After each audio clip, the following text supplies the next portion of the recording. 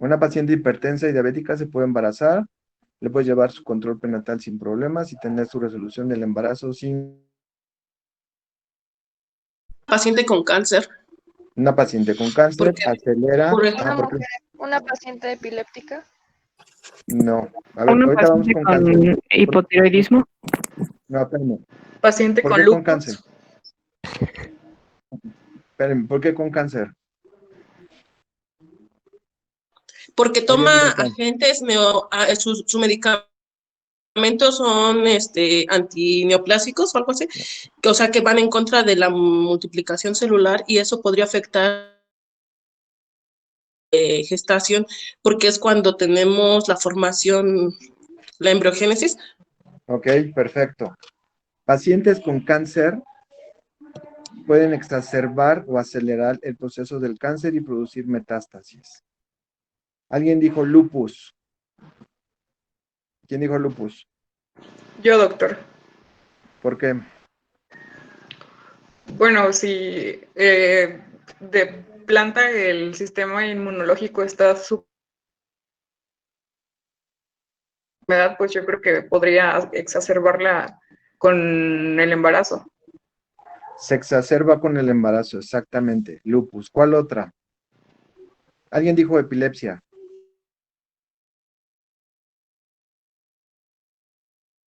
Complicaciones. Algo importante con las pacientes, hay que cambiarles el anticonvulsivante. Por lo regular, les damos carbamazepina y les va muy bien a las pacientes. Todos los demás medicamentos como ácido valproico, etcétera, producen malformaciones fetales. Entonces, las pacientes epilépticas no hay problemas si las controlas. ¿Qué otra enfermedad? Artritis reumatoide. Artritis reumatoide, igual que lupus. ¿Cuál otra?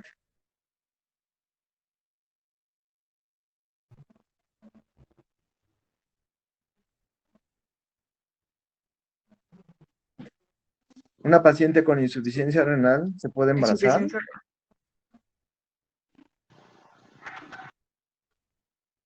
Bueno, sí se puede embarazar, pero la cuestión es si yo logra llegar a término, No, porque nunca pues si llegan ya a término. presenta, Se complican. ajá. Se exacerba más su situación de insuficiencia renal. Pacientes cardiópatas grado 3, 4, ¿podrán embarazarse?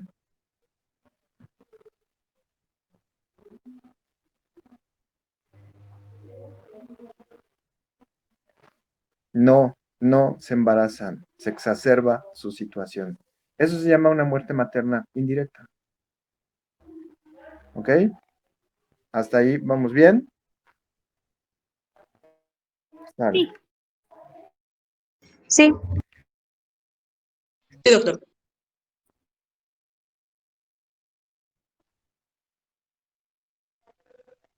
Bien. En el año de 1996 se implementó algo que se llama alojamiento conjunto. Es el bebé o el producto y a la madre nacido bebé debe de iniciar con lactancia materna. Lo que pasaba antes de esos años, a la media era oficio se llevan todos los bebés o recidos, partos, cesárea, iban a un área especial donde eran atendidas por enfermeras que los bañaban, les cambiaban el pañal y se les entregaba que se fuera de alta. Nunca estaban en contacto con el recién nacido. Obviamente, el cunero patológico, pues son aquellos niños que tienen asfixia o alguna situación, se van directamente a esa área. Entonces, a partir de ese año, se implementó alojamiento conjunto. Antes en los pasillos de los hospitales había promotores que nos entregaban leches o los sucedáneos de la leche materna. Había comerciales o te invadían de comerciales en la televisión para comprar leches o los sucedáneos de la leche materna. A partir de que se implementó esta ley, automáticamente se suspendieron los comerciales de los sucedáneos de la leche materna. ¿Alguien de ustedes ha visto algún comercial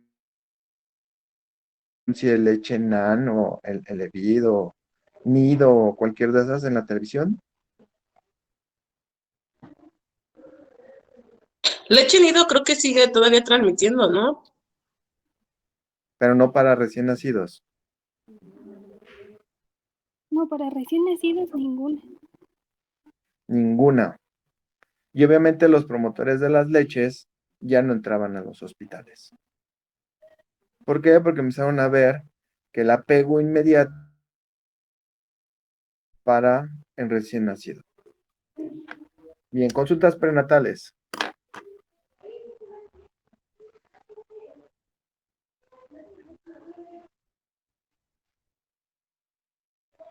Bien, no se queden con de que son 8 consultas en total.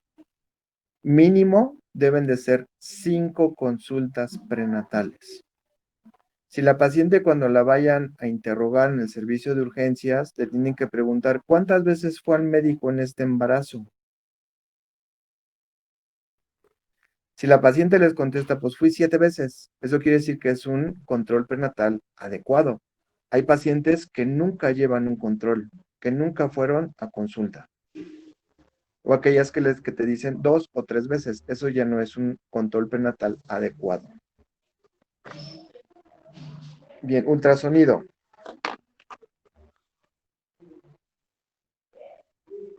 Les iba a platicar, a comentar, no todo lo que dicen las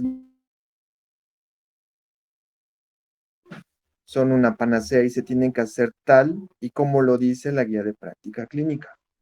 En lo personal, yo difiero con algunas cosas que dicen las guías de práctica clínica, porque probablemente a los médicos que lo hicieron pues, son médicos que están detrás de un escritorio y a veces no están en un hospital, en el campo de batalla como estamos nosotros, y algunas cosas no las podemos aplicar. Como por ejemplo, aquí dice ultrasonido obstétrico, el primer ultrasonido lo tengo que hacer a las 11 o a las 13 semanas. Pero yo soy de la idea de que cuando una paciente está embarazada, tengo que solicitarle, aparte de su prueba de embarazo, y si la prueba de embarazo sale positiva, hacerle un ultrasonido. ¿Para qué? Primero, para corroborar que ese producto esté intraútero y no sea un embarazo ectópico. Cuando veamos embarazo ectópico, el embarazo ectópico se rompe a las 8 semanas. Entonces, ¿por qué me tengo que esperar hasta las 11 semanas? Tiene un producto y esté bien. O puede ser algo que se llama embarazo anembriónico o algo que se llama huevo muerto y retenido, que se presenta principalmente antes de las 8 semanas de edad gestacional. Entonces, no se queden con esa idea de que el primer ultrasonido tiene que ser a las 11 semanas.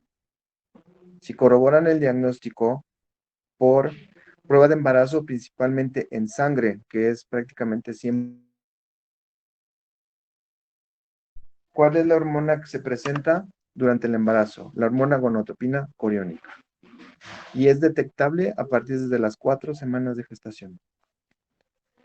Para que puedan detectar un producto o un embarazo bien, a partir de las 8 semanas pueden solicitar un ultrasonido pélvico. A esas semanas ¿qué es lo primero que voy a detectar? Aparte de todo lo que ya les comenté, que esté vivo. Cardíaca fetal. Con un ultrasonido endovaginal, a partir de las 6 semanas, puedo detectar la frecuencia cardíaca fetal.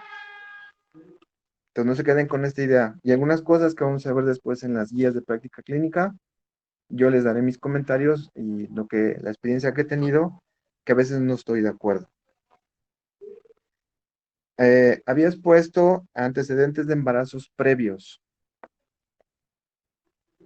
en una diapositiva, creo que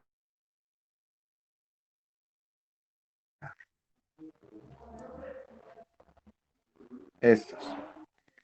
Cuando se hace una historia clínica, nosotros como obstetras casi no nos metemos mucho en situaciones de diabetes, hipertensión, hipotiroidismo, cosas que a veces nosotros obviamos.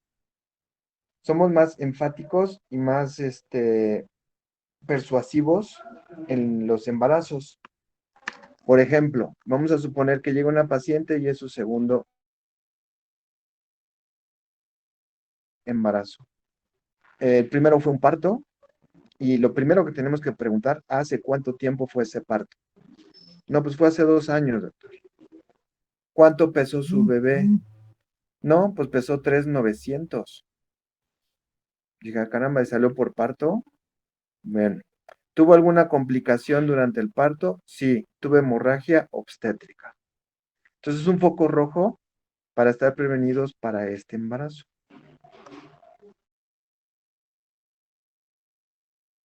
Es una paciente que tiene gestas 2, cesárea 1.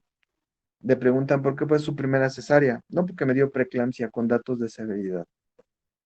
Ah, pues aguas con este embarazo. O tuve desprendimiento de placenta. Aguas con este embarazo. Son focos rojos y son cosas importantes que debemos de saber. Violencia y embarazo, por favor.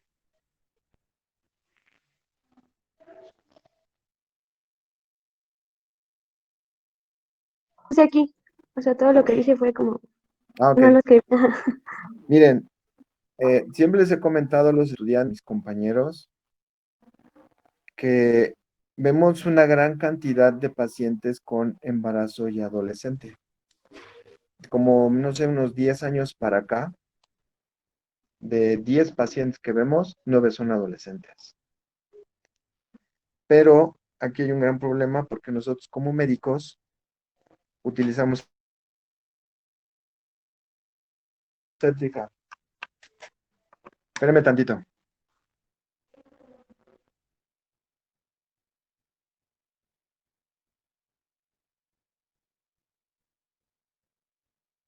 Ya, creí que me buscaban. Bueno, ¿por qué? Imagínense una chica de 15 años que se embaraza. Esa niña de, bueno, pues sí es una niña, ¿no? De 15 años. Al momento que le dice a su pareja, estoy embarazada, La abandona. se desaparece. Entonces, eso le causa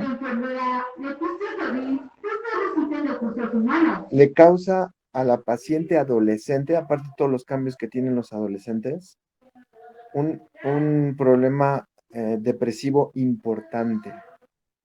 ¿Por qué? Porque se supone que su pareja la iba a apoyar. Ahora, viene otro problema. Yo no sé cómo se lleve con sus padres, qué tanta confianza puede tener con ellos. Entonces ya viene otra situación, ¿no? La corren de la casa, no la apoyan. Después se va con algún familiar, con una amiga, y se tiene que ir a su control prenatal. ¿Qué es lo primero que decimos nosotros los médicos cuando vemos una paciente adolescente embarazada?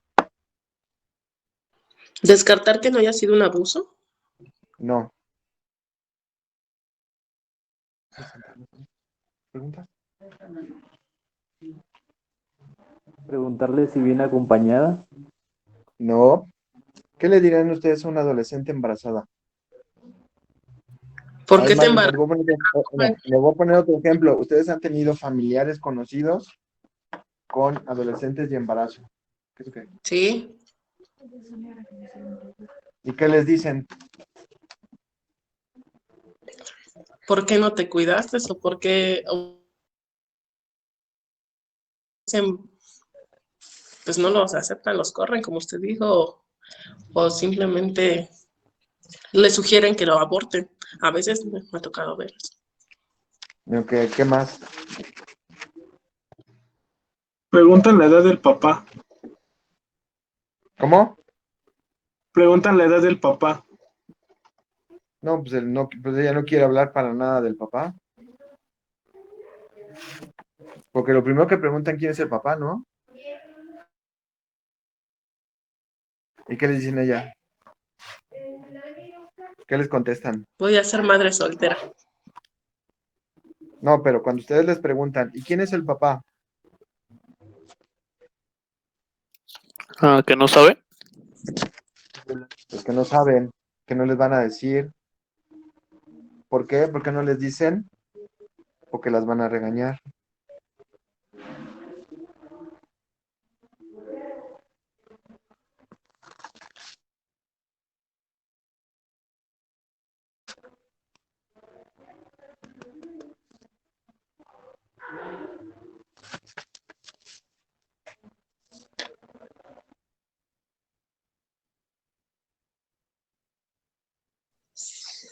También se pregunta quién va a ser el responsable de CDD. Bueno, si va a haber, bueno, y si no la han abandonado, preguntarían si su pareja está de Bueno, acuerdo. vamos a poner un ejemplo. Tiene 14 años.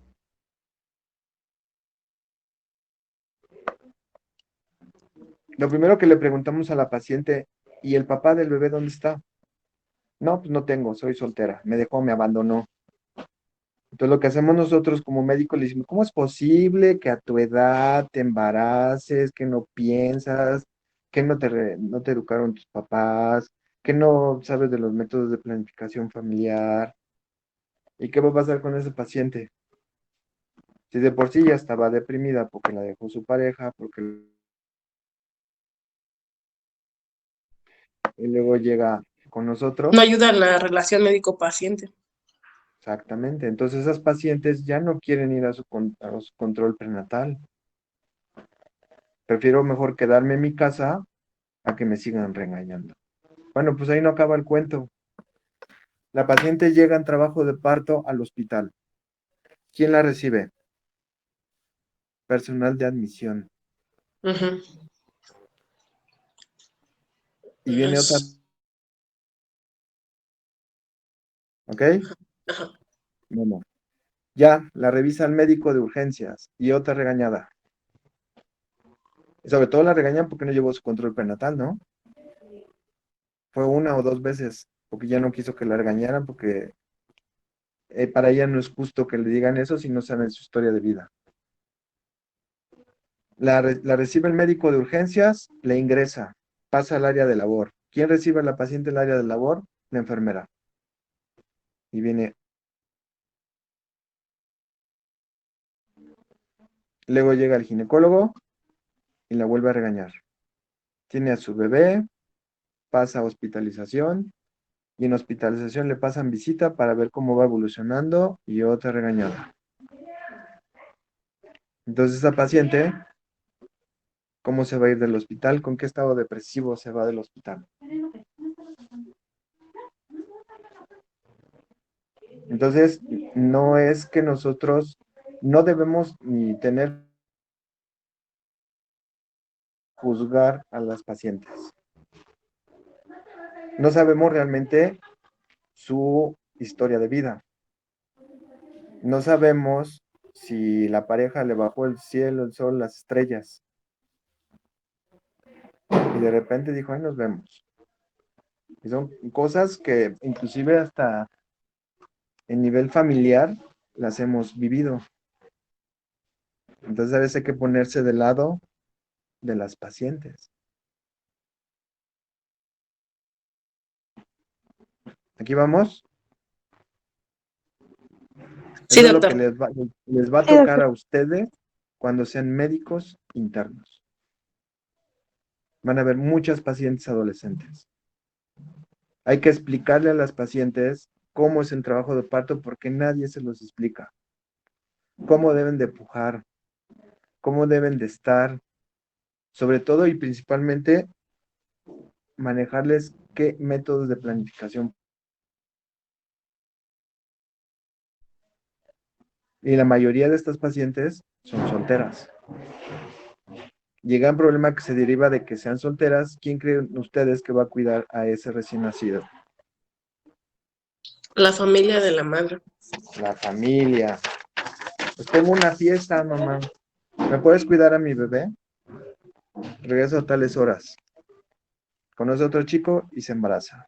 Por no llevar un método de planificación y la historia se vuelve a repetir. Hemos visto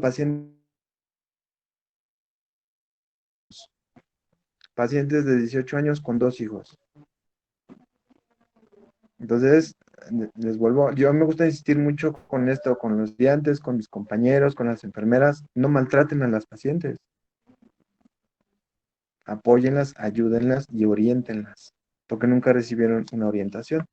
Yo a veces me hago la pregunta, ¿a quién regaño? ¿A los papás o a la paciente? Ahí se los dejo de tarea. La fecha de última regla. ¿Cómo sacar la fecha probable de parto? Bien.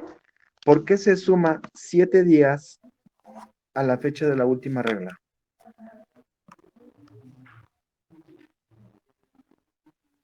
Alguien que me conteste.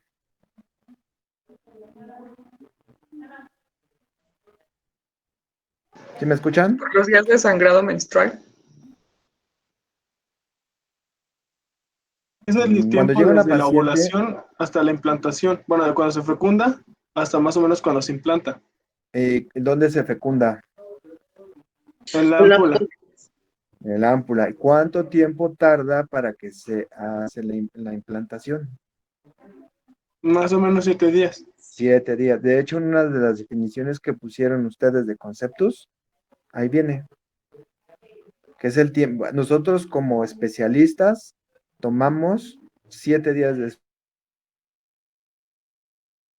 que es el inicio de la implantación. ¿Vale? Ya después haremos algunos ejercicios de cómo sacar las fechas probables de parto. Ponme prueba de VIH, por favor.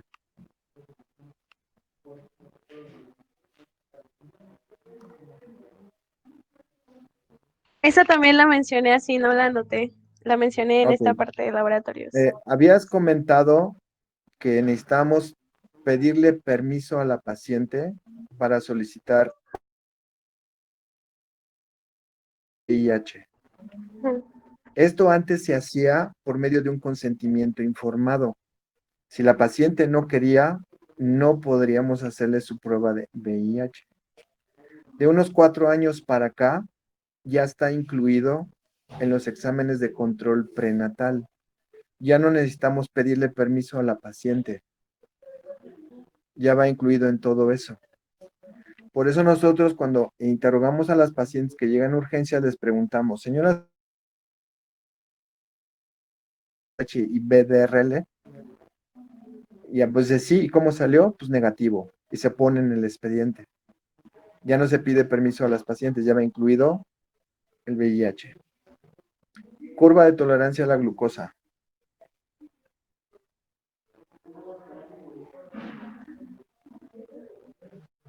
Tu diapo de curva de tolerancia. Ya la puse. Bien. Cuando den el tema de diabetes, a explicar por qué esta prueba se hace a las 24 y a las 28 semanas y no antes o por qué no después. En la actualidad, esto se llama tamiz metabólico y se solicita a estas semanas de edad gestacional en aquellas pacientes que tienen factores de riesgo. ¿Cómo van a saber los factores de riesgo? Con una excelente y una adecuada historia clínica. ¿Qué le hacen las enfermeras? Bueno, cuando llega una paciente, cuando llegan a su centro de salud, ¿qué es lo primero que hace la enfermera? Hacerle una somatometría. Y esa somatometría ya se las van a pasar a ustedes.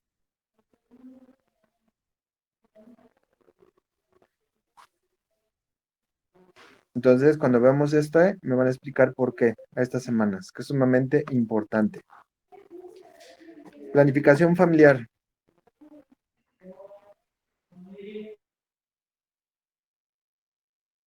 Lo, lo puse así y ya lo que Ok. mencioné fue. Bueno, este hospital, yo ya tengo trabajando aquí 8 años. Cuando yo llegué a este hospital, no había planificación familiar. Entonces decías, bueno, ¿cómo es posible que no haya un servicio de planificación familiar si atendemos muchas pacientes? Entonces tuvo que implementar una mejora de calidad y se implementó el servicio de planificación familiar. es lo que pasa aquí? Que casi, bueno, prácticamente más del 90% de las pacientes que se atienden aquí se van con un método. Y obviamente tiene que ser bajo un consentimiento informado. Si la paciente no quiere ningún tipo de método de planificación, nos tiene que firmar en el consentimiento informado que la paciente no acepta método de planificación. Les voy a poner un ejemplo. Llega una paciente que tiene una convulsión durante el embarazo y es lo más grave que hay. Entonces le informamos a la paciente que se tiene que controlar con algo porque en su próximo embarazo puede cursar eso o más grave. Si la paciente me dice que no quiere, me firma el consentimiento informado que no acepta. La paciente se embaraza, se complica su embarazo y se muere. O tiene una muerte materna. Entonces empiezan a investigar de su embarazo anterior, si el médico le ofreció algún método de planificación familiar.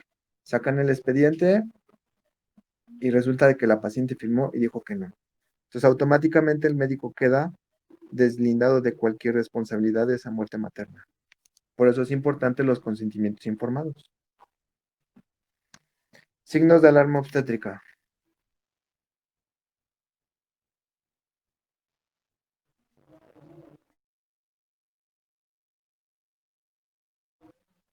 Ok. ¿Cuáles son los signos de alarma obstétrica?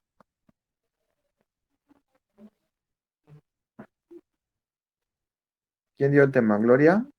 Yo sí, perdón. A ver, si te llega una paciente a tu consultorio y no tiene trabajo de parto, ¿qué le vas a decir a esa paciente?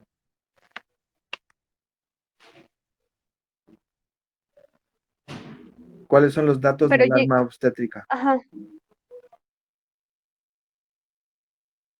en la norma vi esto que puse en las diapositivas.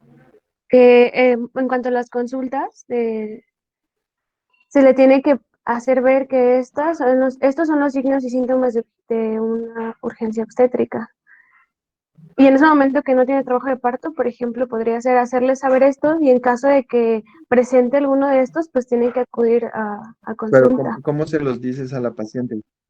No le vas a Ah, decir, bueno, señora, si tiene acúfanos, fosfenos, acuda a ajá, no. urgencias. Entonces, ¿cómo le Bueno, vas a decir? pues por ejemplo, para la hipertensión arterial, podría recomendarle a la paciente que se tome su presión arterial y darle como el valor, ¿no? Si lo tiene arriba de el valor normal, ya le digo, ¿no? De 120, 80, acuda. O si escucha, por ¿No podría ser ejemplo, si ve lucecitas o algo así? ajá, si ve Ok, lucecitas o si escucha como un timbrecito en el oído, Exacto. como de la forma más, ¿cómo decirlo? Más simple posible para explicarle a la paciente los signos y síntomas. ok. Vamos a empezar O de si tiene arriba algún hacia abajo. sangrado. Vamos a empezar Ok. de arriba hacia abajo. Señora, si usted tiene dolor de cabeza intenso, si ve lucecitas o escucha zumbidos, ¿vale? Esos tres datos son Ujú. característicos de una hipertensión en el embarazo.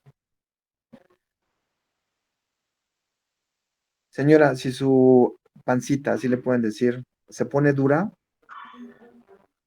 si tiene sangrado igual o mayor que una regla, si tiene salida de líquido por su parte como si estuviera haciendo pipí, que tenga hinchazón generalizada, acuda inmediatamente a urgencias.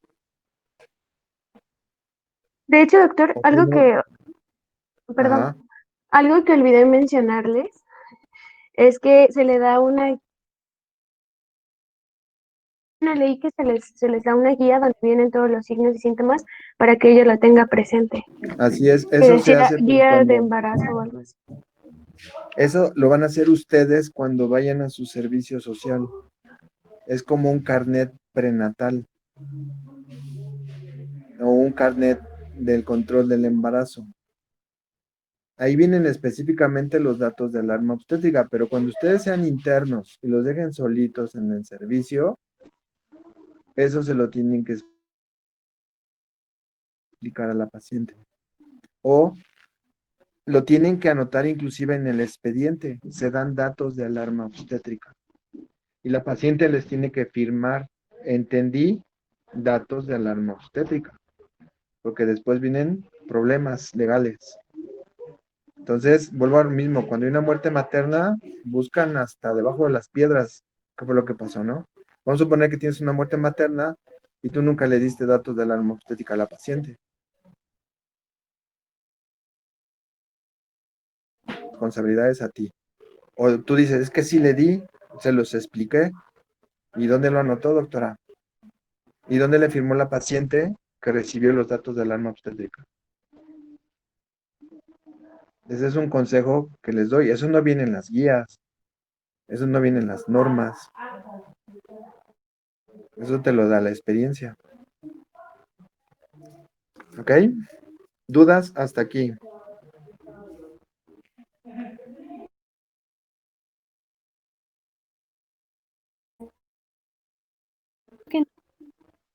Cuando estén dando sus diapositivas. Yo voy a hacer anotaciones y vamos, los acabo de hacer ahorita para que no se queden con lo que dicen las guías de práctica clínica. ¿Vale? Bueno, continuamos. Gracias.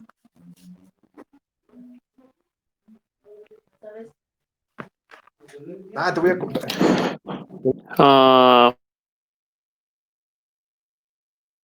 Siguiendo con la exposición, ahora vamos, bueno, les voy a hablar sobre la atención en el parto.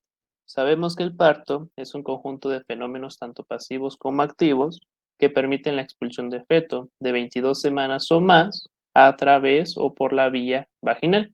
Esto con su placenta y sus anexos. El parto vertical, recordemos que es la atención del parto de la mujer embarazada colocada en posición vertical. Eso quiere decir en pies, despertada, semicúbito o de cuclillas. Y la cesárea va a ser la intervención quirúrgica que tiene por objeto extraer el feto, ya sea vivo o muerto, de 22 semanas cumplidas o más, así como la placenta y sus anexos a través de una incisión de la pared abdominal y uterina. Primeramente, aquí para hablarle de la atención del parto, la norma dice que cualquier establecimiento médico debe contar con las herramientas para brindar una excelente atención de trabajo de parto a la mujer. Esto para favorecer tanto la salud emocional como el bienestar de la paciente. Y bueno, se recomienda, por ejemplo, que en las primigestas se debe propiciar la conducción no medicalizada y un parto fisiológico, es decir, un parto natural. ¿Esto para qué? Bueno, primeramente, para reducir el índice de cesáreas, las mortalidad a largo plazo. Y bueno, va a ser también disminuir las complicaciones a la fundamental, brindar la atención de calidad a la mujer, así como también el derecho al respeto a un parto espontáneo. La siguiente, por favor. Bueno, como ya les había explicado mi compañera Gloria, al principio pues debe de haber un expediente clínico, pero también se debe integrar esto que es un medio legal, en donde vamos a poner la fecha, la hora de ingreso, la frecuencia, así como también la dilatación y el borramiento. Vamos a poner el nombre del paciente, la edad, así como los antecedentes ginecobstétricos. Y también se debe de poner el tipo y la atención de parto. Siguiente, por favor.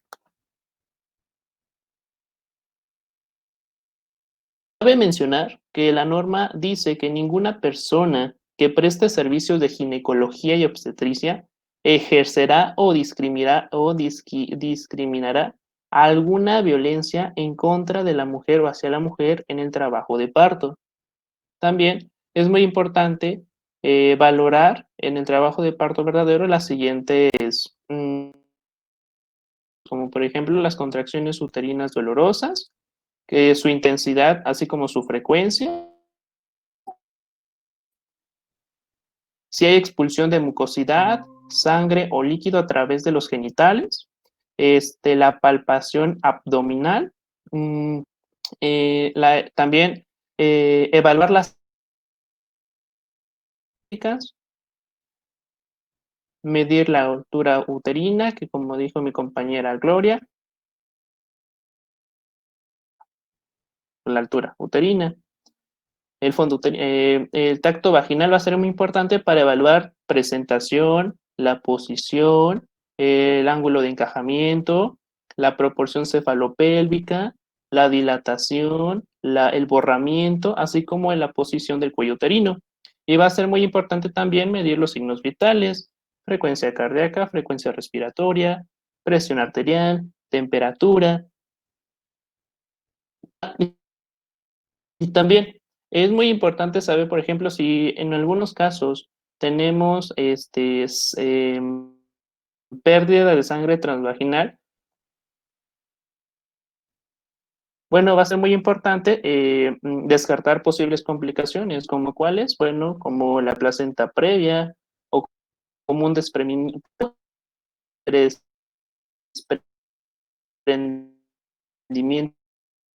prematuro de placenta normoinserta, o también puede propiciar el deambulamiento, pero esto va a estar en combinación con un reposo, ya sea sentado o de pie, pero también tiene que ver un espacio lo suficientemente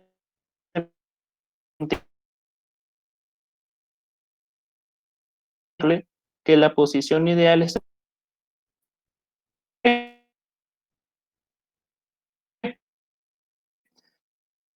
bueno, con el fin de que la madre no sufra una hipotensión materna y el feto no tenga riesgo de hipoxia fetal.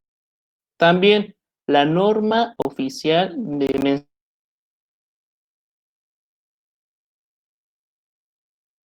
anestesia durante el trabajo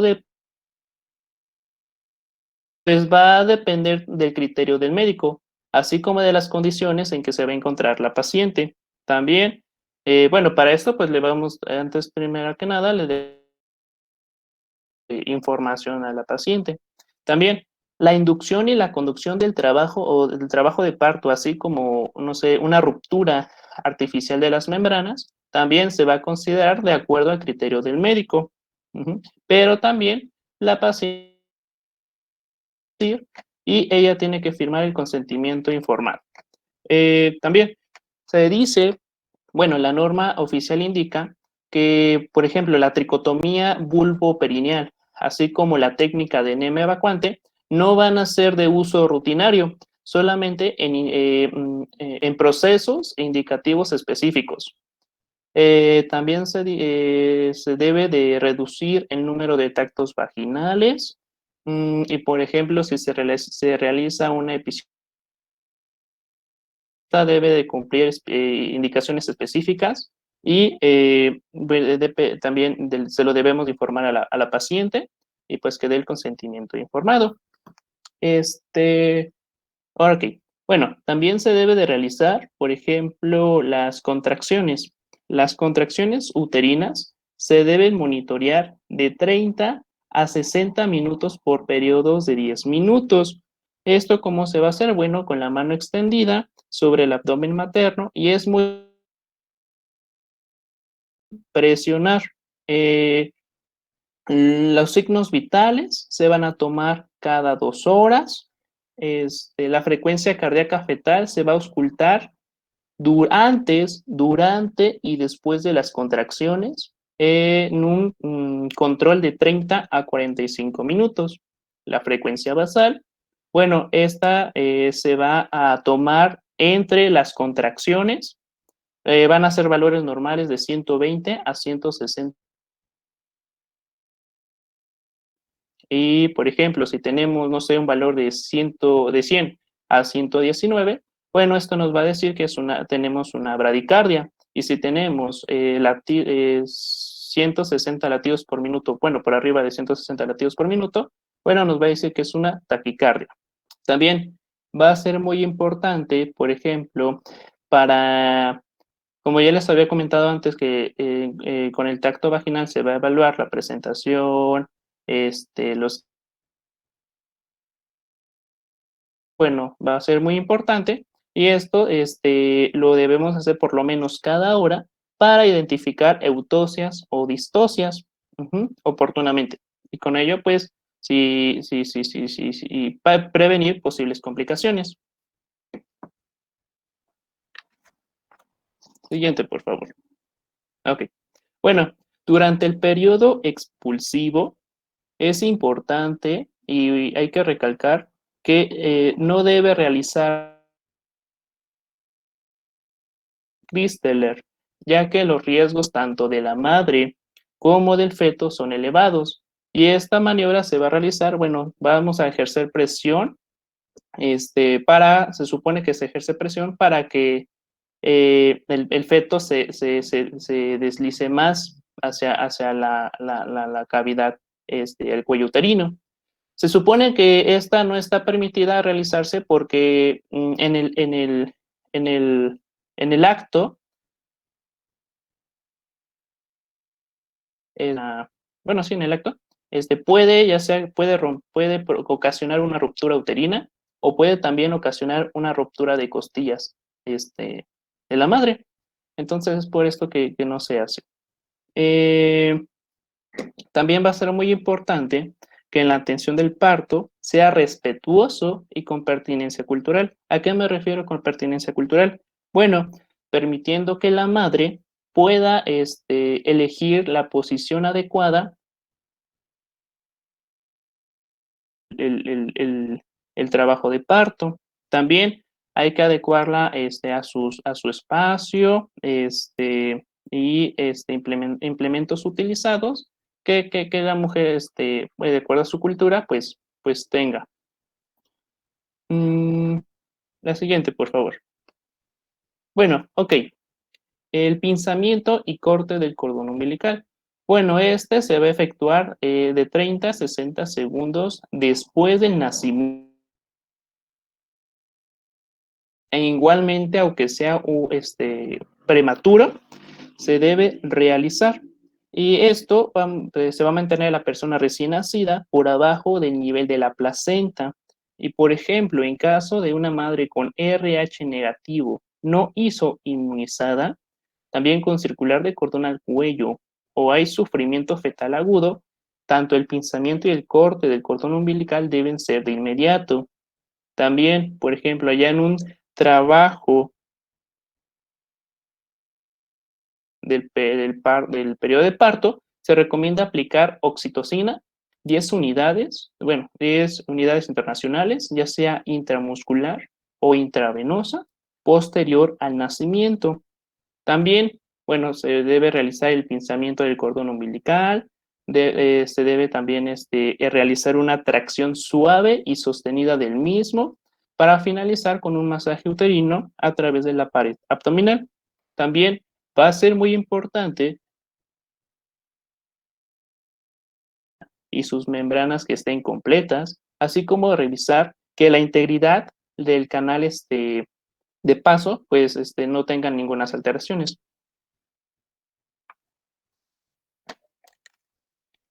Bueno, antes de empezar con la atención durante el puerperio, también les quiero mencionar que en la norma oficial es muy importante comprobar que el útero esté contraído, así como que el sangrado transvaginal sea lo más escaso posible y los signos normales. También, por ejemplo, mencionaba que la revisión manual o instrumentaria de la cavidad uterina no debe realizarse de manera rutinaria. Solamente, y si se va a realizar solamente es cuando hay sospecha de que tenemos una retención de los restos placentarios. Y esto se va a efectuar, bueno, diciéndole a la paciente, y esto bajo una estricta técnica de antisepsia y anestesia. También, con RHD negativo, se debe pinzar el cordón únicamente en el extremo de la parte del recién nacido y dejar libre el extremo de la placenta. Y también mencionaba que hay que evitar en lo posible revisar la cavidad uterina. Y por ejemplo, si en caso de una cesárea, debemos de poner en el expediente clínico por qué se hizo, qué nos llevó a realizar y pues toda la información. También, pues, mencionar en el expediente clínico todos los procedimientos que se realizaron, los medicamentos que se le dieron, y pues todo lo demás que ya les había comentado antes. Siguiente, por favor. Bueno, y también se me olvidaba, en la atención de parto es muy importante que al final, ya después de todo esto, hay que valorar las condiciones clínicas de la paciente para alguna aplicación de algún método anticonceptivo posparto. Esto, por ejemplo, el dispositivo intrauterino. Y bueno, esto tiene que dar consentimiento a la paciente. En cuanto a la atención durante el puerperio, bueno, sabemos que hay tres fases del puerperio: el puerperio inmediato, el puerperio mediato y el puerperio tardío. Siguiente, por favor. Bueno, recordando las definiciones, bueno, ya se las había mencionado. Pues. Bueno, ya, recordando las definiciones del puerperio normal, pues es el periodo que sigue a la expulsión del producto de la concepción, en el cual los cambios anatomofisiológicos propios del embarazo se revierten en el estado pregestacional. Tiene una duración de 6 semanas o 42 días. El puerperio inmediato es el periodo que comprende a las primeras 24 horas después del parto. El puerperio que abarca del segundo al séptimo día después del parto, y el puerperio tardío es un periodo que comprende desde el octavo día hasta los 42 días después del parto.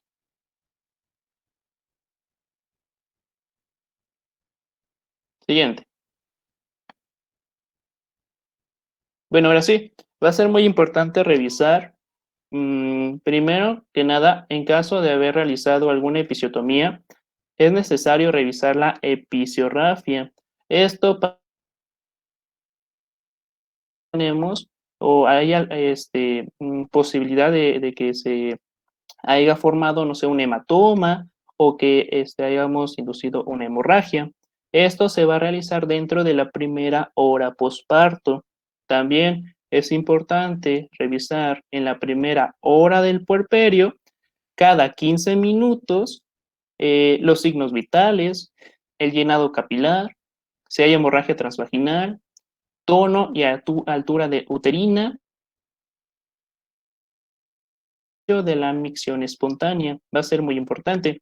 Esto hasta completar una hora. Ya después se va a revisar lo mismo, pero ahora cada 30 minutos hasta cumplir las 2 primeras horas del puerperio.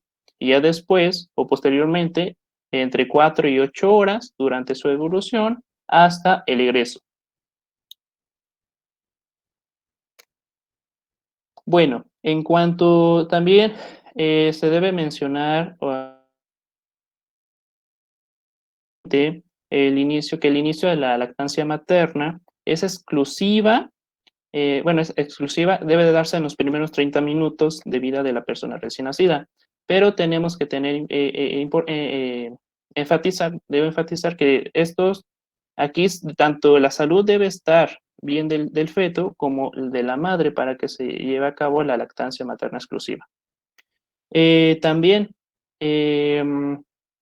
es importante recomendarle a la dentro de las primeras 8 horas, bueno, propiciar el deambular, alimentación normal y la hidratación. Y por ejemplo, el egreso pues se va a dar en 24 horas posparto, pero solamente o que la mujer o la paciente no tenga ninguna complicaciones. También va a ser muy importante recordarle los signos y síntomas de alarma. ¿Estos cuáles van a ser? Bueno, van a ser la fiebre, va a ser que tenga o va a ser que tenga una cefalea persistente. Bueno, en cuanto a la inmunización al antígeno D, si tenemos a una madre que dio resultado con RHOD negativo, un recién nacido RHOD positivo y una prueba de COMS indirecta negativa, se le debe aplicar 300 microgramos de globulina inmune ante RHO. Esto dentro de las primeras 72 horas cuando se realice algún otro evento obstétrico o procedimiento invasivo capaz de ocasionar una hemorragia fetomaternal y que pues pueda condicionar a la inmunización. Bueno, en cuanto al puerperio inmediato, lo que les acabo de mencionar fue del puerperio inmediato. En cuanto al puerperio inmediato y tardío, aquí se necesitan dos controles. Una inicia 15 días y la segunda al final del puerperio. También va a ser muy importante vigilar la involución uterina, los lóqueos, que va a ser la secreción normal después del posparto, la presión arterial, la frecuencia cardíaca y la temperatura, así como proporcionar información tanto a la paciente como a la pareja de, bueno, enseñarles la técnica ideal para la lactancia materna, también brindarles información sobre la mujer o también que puede tener comportamientos emocionales durante este periodo. Y ya sería todo.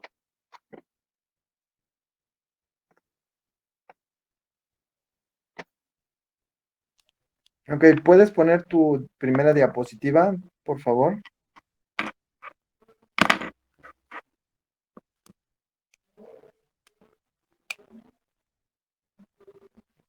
Esa, no. La siguiente, la siguiente. Bueno, aquí está lo que tú mencionas, lo que yo les mencionaba del partograma. Si tienes tu cursor, puedes ponerlo donde dice la frecuencia cardíaca, más arriba.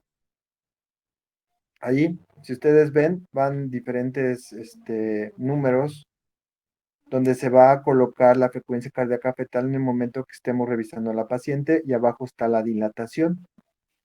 Se supone que cada hora tengo que revisar a la paciente, hacerle un tacto y cada media hora ir anotando lo que es la frecuencia. Sirve este partograma que lo vamos a ver posteriormente. Pon la siguiente, por favor. Bien, tú mencionabas algo de la violencia obstétrica. Efectivamente, hay, bueno, ya no es tan frecuente, pero algunos médicos y enfermeras tienen la tendencia de gritarle a la paciente, no grites, no te muevas, pújale fuerte, y algunas situaciones no muy agradables para las pacientes, ¿no? Entonces se supone que ya hay una ley debido a la violencia obstétrica de las pacientes. Mencionabas también algo de la ingesta de líquidos. Antes no se permitía tomarle ningún tipo de líquidos a las pacientes, según por si llegaban a acabar en cesárea, deben de tener cuando menos 8 horas en, en ayuno. Entonces se les permite en la actualidad ingerir líquidos a las pacientes. Eso de la deambulación en el área de tococirugía es imposible. ¿Por qué? Porque no hay espacio entre... Y no podemos tener caminando a 3, 4 pacientes al mismo tiempo. Eso es imposible y eso no se puede hacer en ningún tipo de hospitales que yo conozco. Un cambio de la frecuencia cardíaca fetal ya no es 120. ¿Quieres poner tu diapositiva, por favor?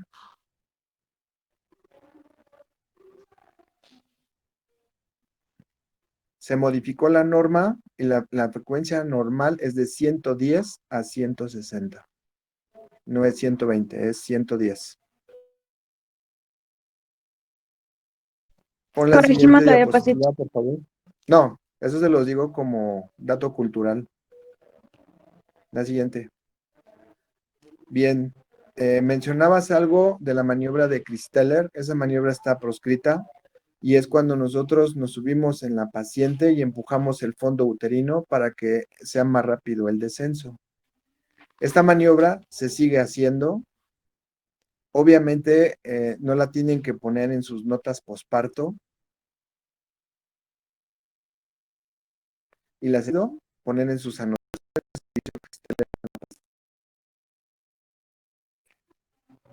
Ya cuando ustedes sean internos y escuchen a alguien, dale un push o dale un puchito, es igual a un Christeller. No podemos ni mencionar esa palabra, ¿eh? Ni anotarla en el expediente, ni nada. De hecho, aquí hace como 3 o 4 años había un tríptico que decía, no permitas que te hagan Christeller. Y yo dije, pues yo no sé ni qué es eso, ¿no? Yo sí vengo como paciente, pero para que no me atienda, porque dice que no me debe de atender nadie. Entonces, obviamente dice ese comentario aquí, y a los pocos días quitaron ese letrero del doctor Christeller. ¿Sale? Pero lo seguimos haciendo. Mencionabas algo de la oxitocina, 10 unidades intramuscular posterior a la salida del hombro anterior del producto. Eso se llama manejo activo del tercer periodo de trabajo de parto.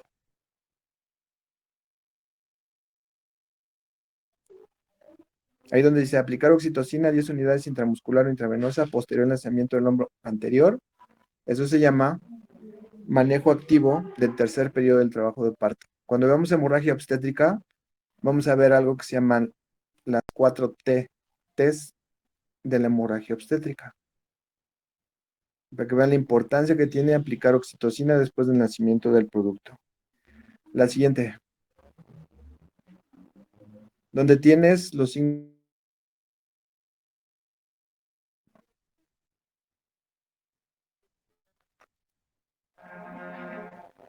No, más ¿Del adelante. puerperio o Sí, del trabajo de de parto? puerperio. Ok. Ahí. Esta es una modificación que se le hizo a la norma y es muy importante porque después del parto por cesárea o parto normal, tenemos que especificar principalmente lo que tienen aquí ustedes. Zona en el área de tococirugía, que yo le llamo la zona de la dimensión desconocida, que es el área de recuperación posparto y el área de recuperación poscesárea. Es decir, yo llego y hago el cambio de turno con mis compañeros y les pregunto, ¿cuántos pacientes tienes en recuperación? Ah, pues tengo 3 posparto. ¿Y cómo están? Ah, pues bien. Y jamás voy y las reviso.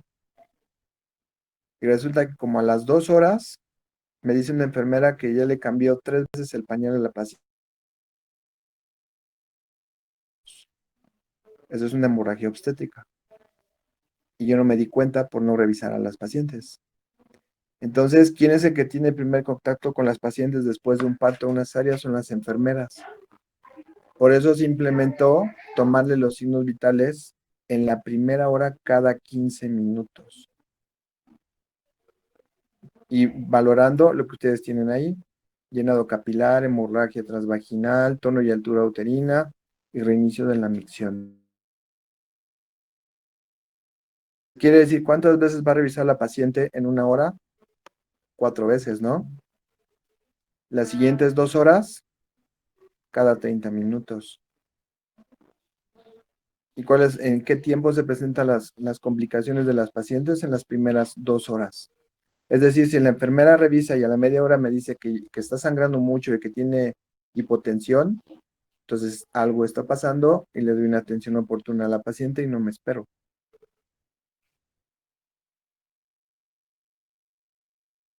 Como tal, poner así las indicaciones. Por ejemplo, en la MECA teníamos un jefe que era muy estricto y nos decía que todas las pacientes deben llevar todas estas indicaciones. Ya después, pasadas 4 horas, puedo subir la paciente a hospitalización, previa valoración médica.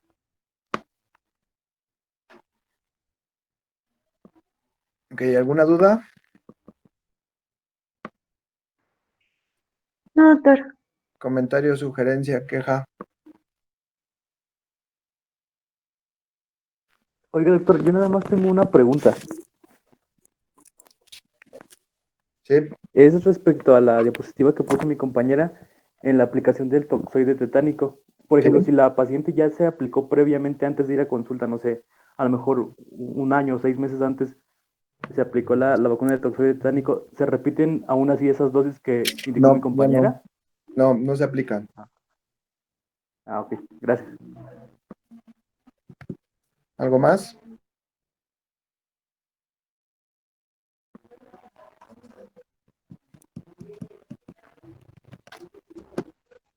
Bueno, me pondré en contacto con su jefe de grupo, con Daniel, para decirle cuándo vemos la otra clase. Hoy en la tarde no puedo darles clase. Ya le avisaré el día de mañana cuando vemos la siguiente clase. Y los que tienen sus temas, por favor, mándenmelos para empezar a checarlas. ¿Ok? Digo, así va a ser la dinámica. Ustedes dan la exposición y ya les doy algunas situaciones específicas. ¿Dudas? No, doctor. Doctor, ¿hay probabilidad de tener clases los fines de semana? Sí, así es. Sábados a las 11 de la noche y domingo a las 12 de la noche. Porque tengo guardia, por eso. No, no es cierto. Yo les aviso, ¿vale? Pero sí, probablemente el sábado sí. O sea, mañana. Yo les aviso al rato. ¿Sale? Ok. ¿Y sería en la tarde o en la mañana? ¿Mande? ¿Sería más o menos en la tarde o en la mañana? ¿Los sábados? Ah, bueno, gracias.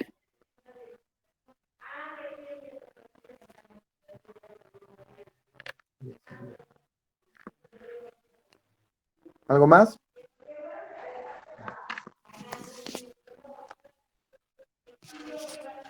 Creo que no, doctor. Bueno, entonces me comunico contigo, te mando mensaje y nos ponemos de acuerdo. Sí, doctor, está bien. Vale, gracias, hasta luego. Muchas gracias, doctor. Gracias a usted, doctor. Gracias. Gracias, doctor. Gracias.